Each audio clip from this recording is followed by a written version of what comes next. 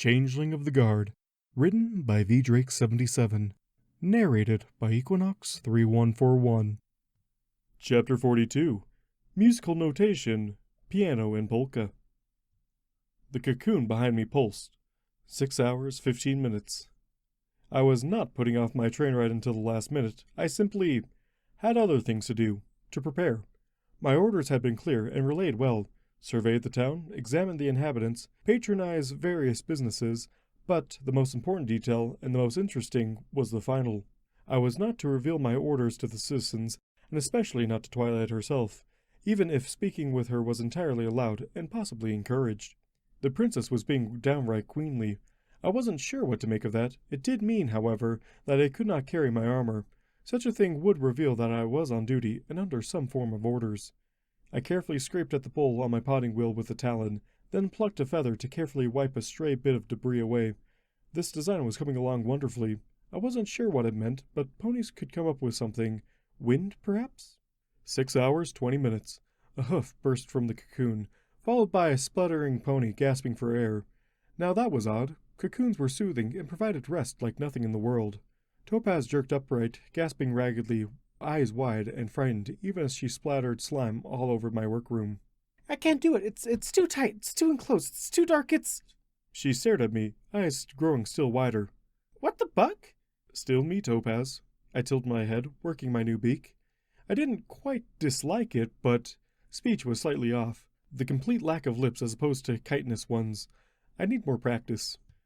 She dragged her hooves down her face, wiping slime from her mane and eyes. Why the hey are you a griffin?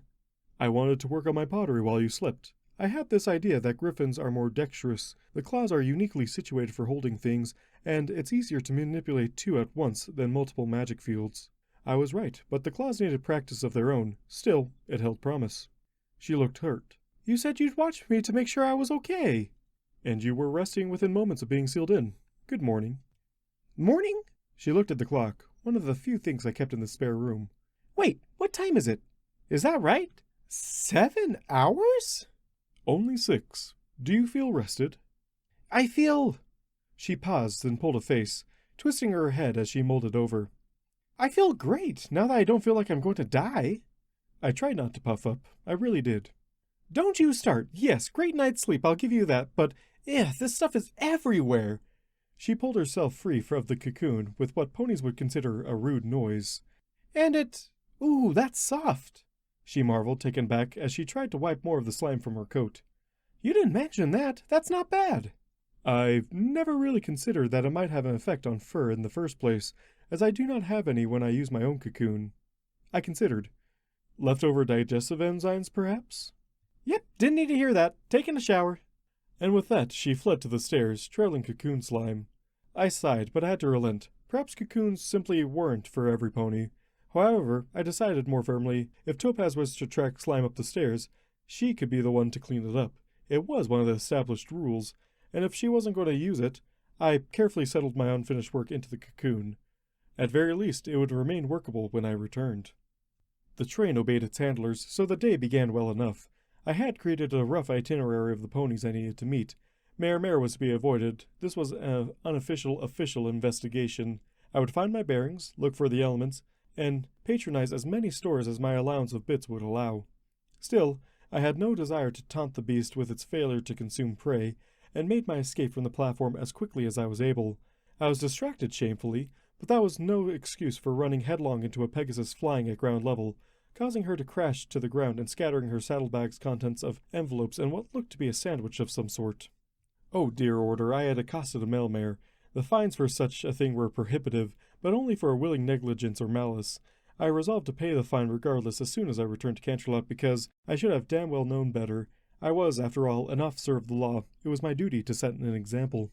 I scooped up the disorganized mail, resorted it by address, and offered it to the stunned gray Pegasus, and started as her right eye seemed to roll about to stare in different directions before settling on me. I confess I may have stared. It was a fascinating ability. Most ponies could only look in one general direction. To be able to see all oncoming threats, this was a pony to be respected, clearly. Ma'am, are you all right? Oh, I'm fine. I just wasn't watching.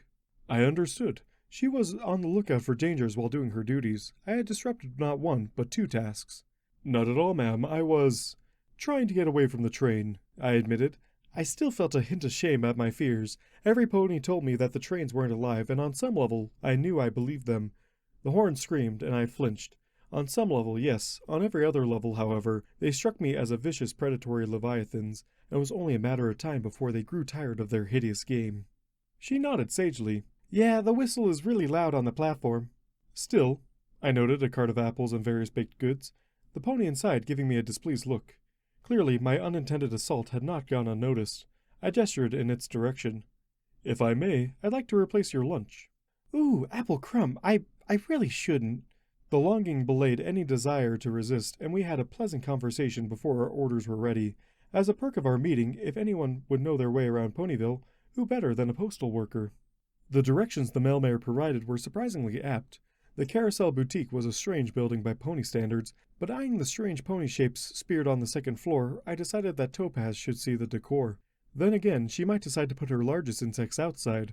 Stingsley would be likely to deter unwanted guests, or any guests at all, I supposed. Finishing off my crumble-top muffin with some relish, I made a note for the princess. Buy some apples. Good enough. Still, one of the elements of harmony lived and worked here. Meeting her and patronizing her business would likely go hoof and hoof. A most prestigious place to start, as I wasn't quite sure that Sweep Apple Acres was officially part of Ponyville. I'd only visit there if I was absolutely unable to find the element of honesty. The others, I was to understand, could be found around Ponyville on most days. A musical, "Come in," was the only response to my careful knock, and with that I let myself in. If anything, the inside of the place was even more odd. There were stuffed ponies that seemed very close to life-size, sitting on large metal spikes mounted in various places around the room. One was wearing a particularly dashing hat, very like one worn by the hero of one of the plays we'd been to see recently. The urge to try it on surprised me. The rest of the faux ponies were wearing random other bits, including a set of saddlebags I dismissed as too flashy and complicated to be properly sturdy. A mixed review, then. Darling, I see you seem to be in the market for a saddlebag. And this must be Rarity herself, roughly Twilight the Younger's age, white-coated with a rich purple mane. She was, I realized with some displeasure, every bit as posh as the nobility of Canterlot. I resigned myself to fate. Pheh, not that one. It would be simply garish on your coat. No, something in silver, black, maybe a midnight blue even. She considered me, eyes seeming to sparkle. There are so few ponies in Ponyville with dark coats. It's a shame, but there's only so much floor space to work with. Do forgive the mess. I'm still recovering from the pear spites. Terrible things. I looked around, bewildered, then spotted, amidst the otherwise pristine business, a cat swatting at a bobbin of golden thread. Yes, I could see the mess now. I was used to Topaz's lack of organization, but this was a very neat and tidy mess. A proper mess, I now realized. Perhaps I was wrong about this Rarity, and though I knew quite nothing of fashion, I recalled that Topaz had mentioned that she would have to find another dress, as the ones she had were embarrassingly out of date. A dress by the element of generosity to my benefactor? I could think of nothing so suitable. Not a saddlebag, madam, but a dress, perhaps? She paused momentarily, then nodded. Maybe. I feel something in a jade green might accentuate your cutie mark, but perhaps something of a lighter blue would make a wonderful contrast to your coat.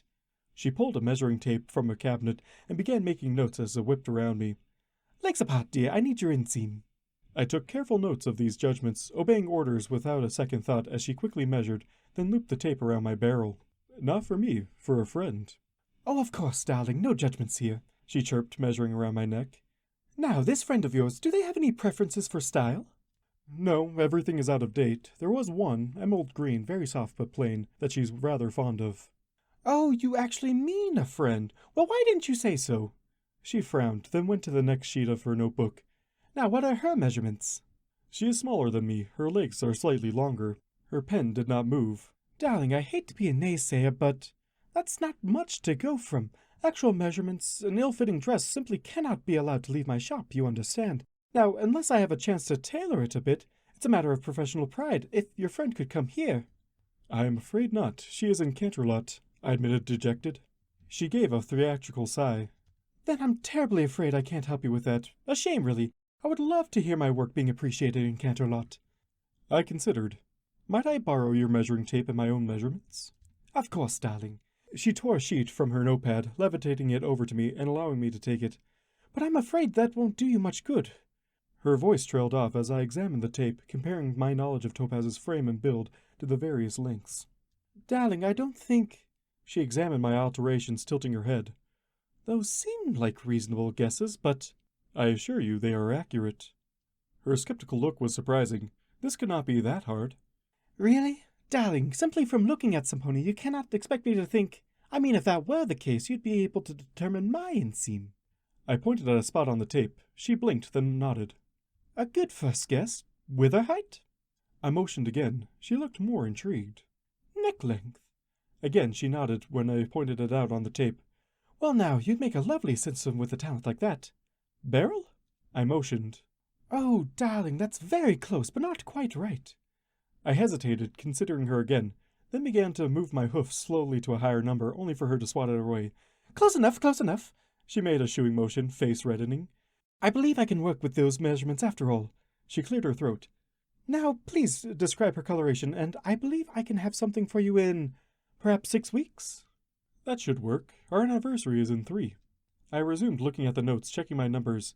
These did, in fact, seem accurate, but maybe I read the barrel wrong. Something cracked, and I looked up to note that the mare was holding a broken feather quill.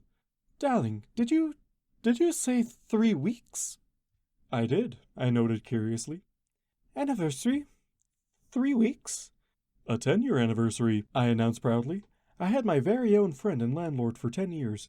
Soon I have to get something for Shining and Cadence, but that could wait. Bold and Wispy too, perhaps. I wasn't entirely sure when I became friends with those two. I'd have to start a calendar. Her eyes were widening. And you want to give her this gift in 6? I realized the problem. It would be late, wouldn't it? Could I get a rush order? Oh, I wish I could, dear, but I'm going to be swamped already at Rarity's boutique. I simply cannot allow a pony to pay for faster service. A proper business mare does not allow money to influence how she serves her customers. I would love to help you, but I simply can't. And I should make sure her gift is on time? I clarified. Absolutely. A 10-year anniversaries must be something truly special. Well, it would be, just late. Flattery will not get it made faster, though I do appreciate the gesture. So, I should get her another gift that will be on time with the dress which will be late? I decided. Are you sure you're still interested in the dress? It's quite all right. I've had cancellations before, and I've never had it against any pony. Well, any pony early on. Absolutely. The dress is important. A second, smaller gift will suffice in the time being. I usually don't do this, darling, but you won me over. I have just the pony to help you with that. And that's how I was led to Sugarcube Corner, where I met the Pink Demon. The Pink Demon, or Pinkie Pie as she is known, is a ball of glee, manic energy, and sugar. Her gasp at our entrance to the bakery seemed to echo unnaturally in the small building, and then she was there not there. I do not know how to describe her motion. One moment she was holding a tray behind the counter, the next the tray was falling to the counter, while she herself was nose to nose with me, and I felt a moment of terror. I had seen teleportation. It was heralded with a flash of light and twisting of space. This mare simply wasn't one place, and then she was. Oh my gosh, you're new! I didn't even know there was some pony new in town. Do you have any idea how new that is? I always know when some pony new arrives, but I didn't even have a clue how new you were, and I'm pretty sure you've never ever been to Ponyville, and that makes you really, really new. Pinkie, down, dear. My friend Idle needs something special. In a near panic, I stuck out a hoof, not sure if this was a greeting or an attempt to push the demon away. Idle hooves. Pinkie Pie! She blinked. Wait, Idle Hooves from Canterlot? Wait, you know him? Pinkie, you just said you didn't. Are you Maudie's idol? Wait, you're that Pinkie Pie? Maud's little sister? I stared. Maud had mentioned her sister on several letters, and had mentioned that she'd moved, but that she was the same pony who had defeated Nightmare Moon and was an element of harmony? Rarity's brilliant blue eyes were flickering between us. Dear Celestia, there's 2 of them. What is going on? Oh my gosh, my big sister Maud knows him. He's one of the Royal Guard. Rarity fainted. I do not know where the couch came from.